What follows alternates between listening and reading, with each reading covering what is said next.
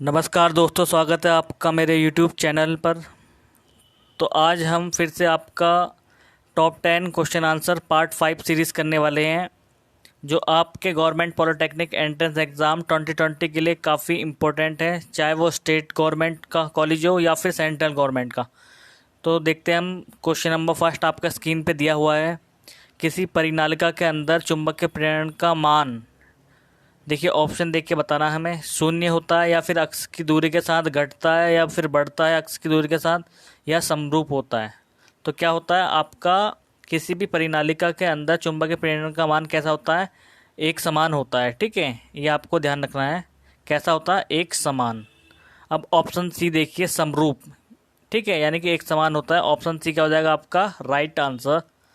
चलते हैं question number second की तरफ।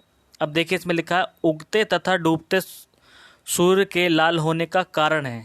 ठीक है, अब ऑप्शन ए में आपका दिया है बैगनी रंग का प्रकीर्णन सबसे अधिक होना, या फिर नीले रंग का प्रकीर्णन सबसे अधिक होना, या फिर नीले तथा बैगनी दोनों रंग का प्रकीर्णन अधिक होना, या फिर उपरोक्त में से कोई नहीं, ऑप्शन डी। ठीक है, तो ऑप्शन सी पढ़िए एक बार आप। और क्वेश्चन में कह रहा है उगते तथा डूबते, यानी कि ऑप्शन सी क्या है आपका, नीले तथा बैगनी रंग के लिए क्या होता है, प्रकीर्णन मान सबसे अधिक होता है। ठीक है, प्रकीर्णन क्या होगा, सबसे अधिक होगा। तो ऑप्शन सी क्या हो जाएगा आपका करेक्ट आंसर। चलते हैं क्वेश्चन नंबर नेक्स्ट थर्ड आपका दिया है स्क्रीन पे। एक स्वरित्र द्विभुज का आवर्तकाल, आवर्तकाल को हम टी से रिप्रेजेंट करते हैं। ठीक है, कैपिटल टी से। तो इतना सेकंड दिया हुआ है, 0.004 सेकंड है, तो उसकी आवृत्ति होगी, आवृत्ति मतलब एफ। ठीक है, फ्रीक्वेंसी। तो फ्रीक्वेंसी और आवर्तकाल में क्या संबंध होता है, ये होता है आपका इन्वर्सली प्रोपोर्शनल होता है आपका आवर्तकाल के। अब आवर्तकाल का मान कितना दिया है हमें, 1 पॉइंट आपका कितना दिया है, 004। ठीक है, 0.004 दिया हुआ है यहाँ पे।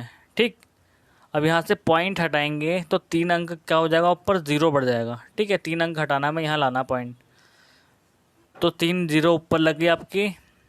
अब इसका 1/4 कितना हो जाएगा, इसे काटेंगे तो ये हो जाएगा आपका 250 हर्ट्ज़। ठीक है, फ्रीक्वेंसी कितनी होगी आपकी, 250 हर्ट्ज़।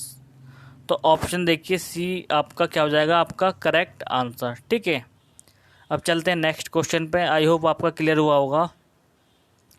अब नेक्स्ट क्वेश्चन में लिखा है 1 एम्पियर धारा का अर्थ है।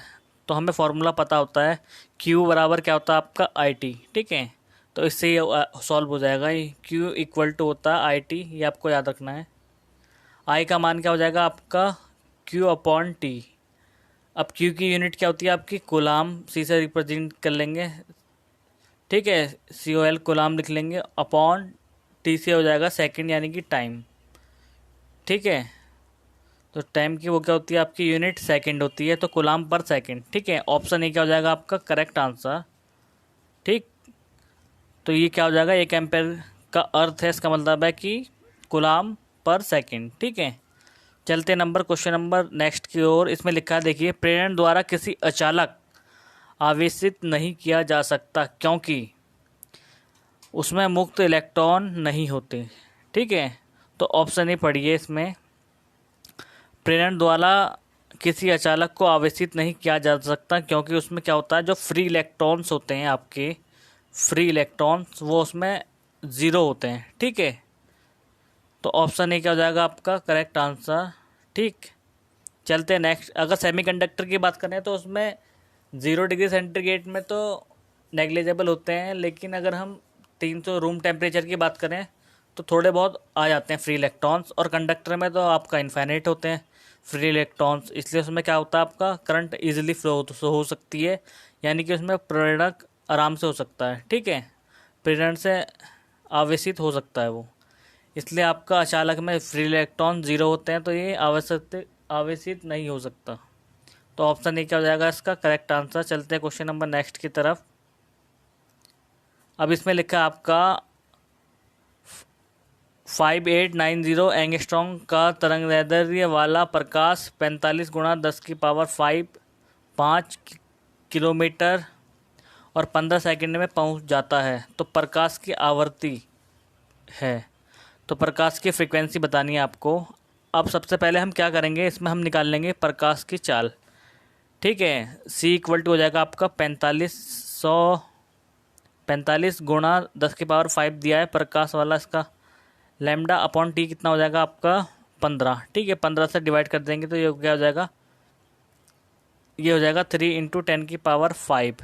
ठीक है, अब ये आपका आ गया किलोमीटर पर सेकेंड। ठीक है, हमें चाहिए मीटर पर सेकेंड, तो 10⁻³ से इसमें क्या कर देंगे, मल्टीप्लाई कर देंगे, तो ये आपका क्या आ जाएगा, सी की वैल्यू हो जाएगी आपकी 3 × 10⁸, यानी कि 10⁸8।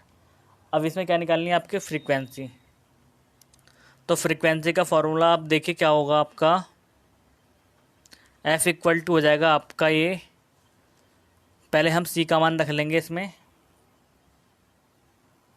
तो ये क्या हो जाएगा आपका C/λ। ठीक है, अब C का मान क्या आ गया आपका 3 × 10⁸ अपॉन क्या हो जाएगा नीचे तरंग दैर्ध्य, यानी कि लैम्डा का मान आ जाएगा आपका 5890। ठीक है, अब इसे सॉल्व करेंगे हम, तो मैं इधर से रफ कर लेता हूँ ये आपका जो लिखा हुआ है।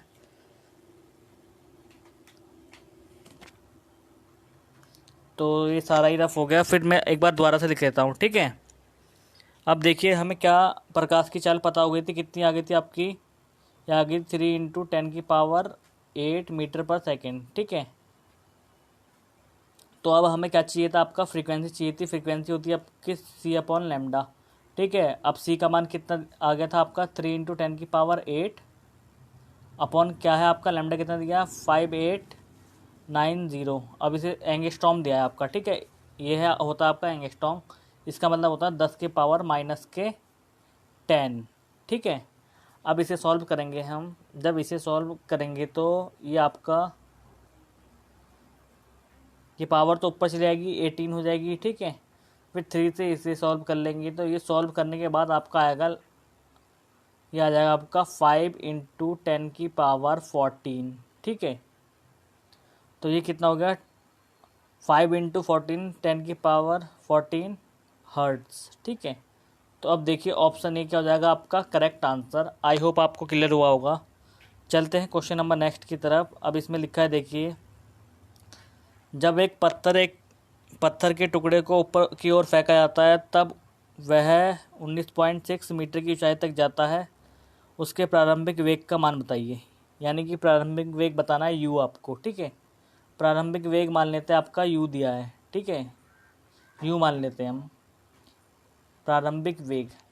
अब इसका एक फॉर्मूला होता है, अगर हम देखिए ये हो गया अंतिम वेग का स्क्वायर, प्रारंभिक वेग का स्क्वायर प्लस माइनस आएगा यहाँ पे आपका 2gh। ठीक है, अब माइनस में क्यों लिया हमने ये 2gh, क्योंकि ये ऊपर की ओर फेंका जा रहा है, तो गुरुत्व त्वरण का मान नेगेटिव में आ जाएगा। ठीक, अब आपका इसमें वैल्यू रख दिए, h की वैल्यू ये दी है हमें, u तो हमें निकालना है, v हमें इसका 0 होगा।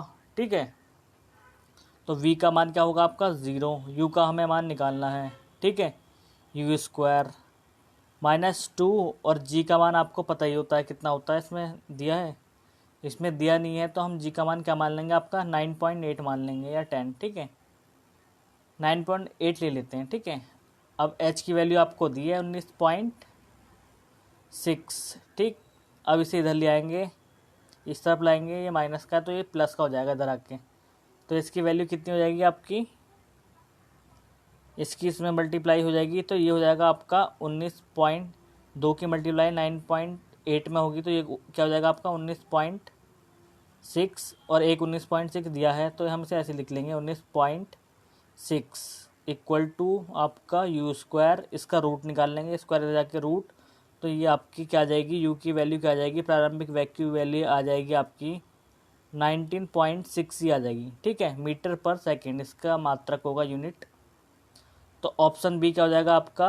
Correct answer. चलते हैं क्वेश्चन नंबर नेक्स्ट की तरफ। अब इसमें लिखा है देखिए आपको, दो समांतर तारों में यदि धाराएं विपरीत दिशा में प्रवाहित हो तो उनमें क्या होगा, आकर्षण होगा, प्रतिकर्षण, या तो इनमें से कुछ नहीं। ठीक है, तो मैं आपको एक चीज़ बताता हूँ, जब भी कहीं भी दो समांतर ये तार दिए हों, ठीक है, अगर इनमें जो करंट की डायरेक्शन सेम है, ठीक है, तो इनके बीच में जो आपका फोर्स होगा वो क्या होगा, आपका अट्रैक्शन होगा। ठीक है, अट्रैक्शन। अगर धाराएं क्या होंगी इन समांतर तारों में, अगर विपरीत हो जाएं तो ये क्या होंगी, रिपल्सन, यानी कि एक दूसरे को क्या करेंगी, रिपेल करेंगी, यानी कि प्रतिकर्षित करेंगी। यानी कि जब इन दो समांतर तारों में क्या होगी, धाराएं एक ही डायरेक्शन में होगी, तो ये दोनों तार एक दूसरे को क्या करेंगे, अट्रैक्शन, यानी कि आकर्षण बल होगा इनमें। ठीक है, अगर दोनों तारों में डायरेक्शन उल्टी है करंट की, तो ये दोनों तार एक दूसरे को क्या करेंगे, प्रतिकर्षित करेंगे। ठीक है, तो यहाँ क्या लिखा है देखिए, एक बार पढ़ लेते हैं हम। दो समांतर तारों में यदि धाराएं विपरीत दिशा में हैं तो उनमें, अब विपरीत दिशा वाला तो ये हो गया रिपेल, यानी कि प्रतिकर्षित होगा। ठीक है, तो उनमें क्या होगा, प्रतिकर्षण होगा, यानी कि प्रतिकर्षण फोर्स लगेगा। तो ऑप्शन ए क्या हो जाएगा आपका करेक्ट आंसर। चलते हैं क्वेश्चन नंबर नेक्स्ट की तरफ। अब यहाँ आपको दिया है देखिए, गोलीय दर्पण से 6 सेंटीमीटर की दूरी पर रखे एक बिंब का प्रतिबिंब दर्पण से 30 सेंटीमीटर दूरी उसी ओर बनता है और बिंब है दर्पण का आवर्धन, कि जिस ओर बिंब है तो दर्पण का आवर्धन है। ठीक है, तो दर्पण का आवर्धन बताना है आपको। अब इसमें देखिए v और u दिए हैं हमें। ठीक है, v क्या है आपका और u क्या है, पहले तो ये समझना होगा। अब 6 सेंटीमीटर गोले दर्पण 6 सेंटीमीटर दूरी पर रखे, यानी कि ये जो 6 दिया है हमें, 6 क्या हो जाएगा आपका, ये हो जाएगी दूरी। ठीक है, वस्तु की दूरी, और ये आपकी प्रतिबिंब की 30 सेंटीमीटर है, और ये v हो गई आपकी प्रतिबिंब की दूरी। ठीक है, 30 सेंटीमीटर, ये दोनों हो जाएंगे आपकी माइनस में। ठीक है, तो आवर्धन क्षमता का सूत्र बताना है। m बराबर क्या होता है आपका, आवर्धन क्षमता का सूत्र होता है देखिए v अपॉन यू। ठीक है, v अपॉन यू, तो v आपका माइनस में होगा। ठीक है, और फॉर्मूले में एक माइनस होता है, तो माइनस माइनस क्या हो जाएगा आपका, प्लस हो जाएगा। v का मान 30 है और u का मान कितना है आपका, 6 है, तो ये प्लस हो जाएगा। माइनस माइनस क्या हो जाएगा आपका प्लस, 6 पंजे 30, तो आपको m की वैल्यू यानी कि आवर्धन की वैल्यू कितनी आ गई आपकी, 5 आ जाएगी। ठीक है, तो ऑप्शन ए क्या हो जाएगा आपका करेक्ट आंसर। अब चलते हैं क्वेश्चन, सॉरी ये था आपका क्वेश्चन नंबर लास्ट। अगर ये वीडियो आपको अच्छी लगी तो इस चैनल को सब्सक्राइब और कमेंट करके ज़रूर बताएं। मिलते हैं आपको नेक्स्ट वीडियो में। Bye bye guys.